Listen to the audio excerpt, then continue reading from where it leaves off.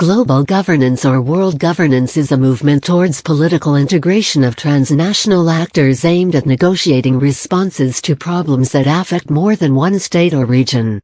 It tends to involve institutionalization. These institutions of global governance, the United Nations, the International Criminal Court, the World Bank, etc., tend to have limited or demarcated power to enforce compliance. The modern question of world governance exists in the context of globalization and globalizing regimes of power, politically, economically and culturally. In response to the acceleration of interdependence on a worldwide scale, both between human societies and between humankind and the biosphere, the term global governance may also be used to name the process of designating laws, rules, or regulations intended for a global scale. Global governance is not a singular system. There is no world government, but the many different regimes of global governance do have commonalities. While the contemporary system of global political relations is not integrated, the relation between the various regimes of global governance is not insignificant, and the system does have a common dominant organizational form. The dominant mode of organization today is bureaucratic rational, regularized, codified and rational. It is common to all modern regimes of political power and frames the transition from classical sovereignty to what David Held describes as a second regime of sovereignty, liberal international sovereignty. In a simple and broad-based definition of world governance, the term is used to designate all regulations intended for organization and centralization of human societies on a global scale. Forum for a New World Governance. Reasons for this Forum for a New World Governance.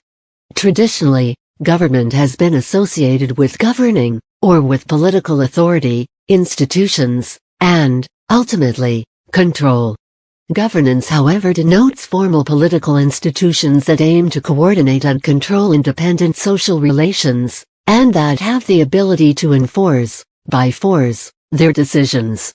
However, authors like James Rosenau have also used governance to denote the regulation of interdependent relations in the absence of an overarching political authority, such as in the international system. Some now speak of the development of global public policy.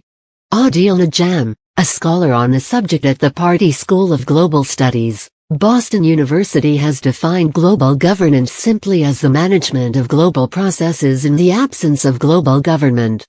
According to Thomas G. Weiss, director of the Ralph Bunche Institute for International Studies at the Graduate Center, CUNY, and editor, 2005, of the journal Global Governance, a review of multilateralism and international organizations, global governance, which can be good, bad, or indifferent, refers to concrete cooperative problem-solving arrangements, many of which increasingly involve not only the United Nations of States but also other UNs, namely international secretariats and other non-state actors. In other words, global governance refers to the way in which global affairs are managed. The definition is flexible as to scope.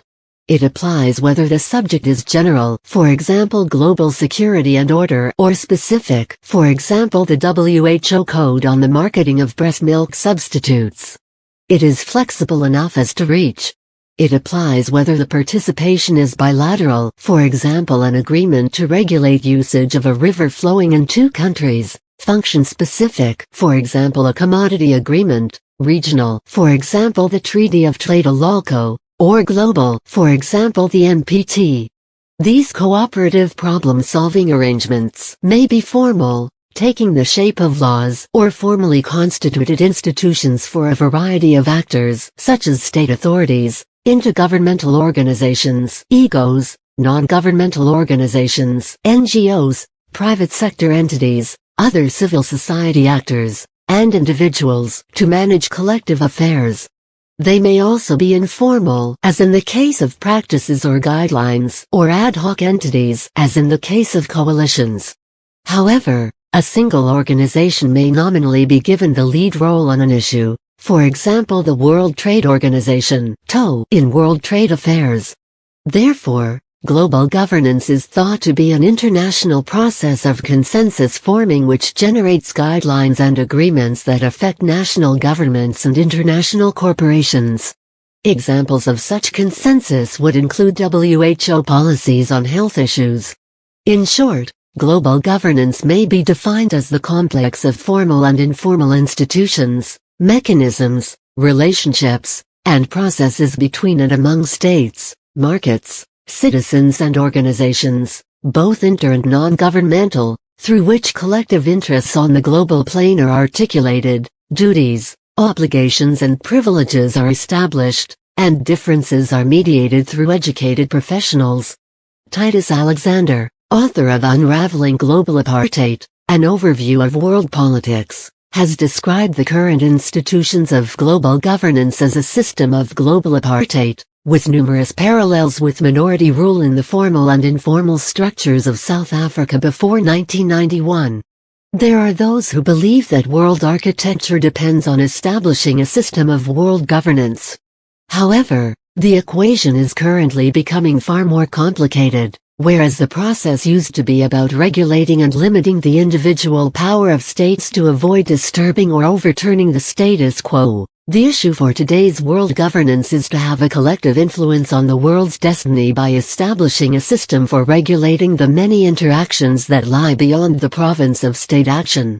The political homogenization of the planet that has followed the advent of what is known as liberal democracy in its many forms should make it easier to establish a world governance system that goes beyond market laissez-faire and the democratic peace originally formulated by Immanuel Kant, which constitutes a sort of geopolitical laissez-faire. Another view regarding the establishment of global governance is based on the difficulties to achieve equitable development at the world scale.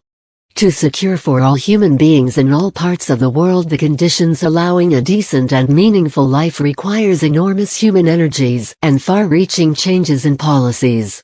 The task is all the more demanding as the world faces numerous other problems, each related to or even part of the development challenge, each similarly pressing, and each calling for the same urgent attention.